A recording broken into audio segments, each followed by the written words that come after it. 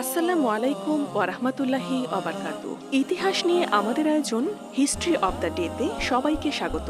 আজ আমরা ইতিহাসের পাতার ২৭ মে নিয়ে কিছু জানব। ১৬৭৯ সালের এই দিনে ব্রিটেনে হ্যাভিয়াস কর্পাস আইন প্রবর্তন হয়। ১৮৮৩ সালের আজকের দিনে তৃতীয় আলেকজান্ডার রাশিয়ার রাজা হন।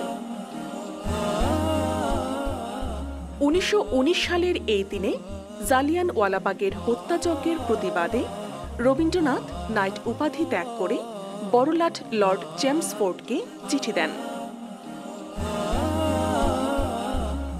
১৯২৭ সালের আজকের দিনে বৈমানিক চার্লস লিন্ডবার্গ একাকী বিমান চালিয়ে বিশ্বে প্রথম আটলান্টিক মহাসাগর পাড়ি দেওয়ার জন্য যাত্রা শুরু করেন।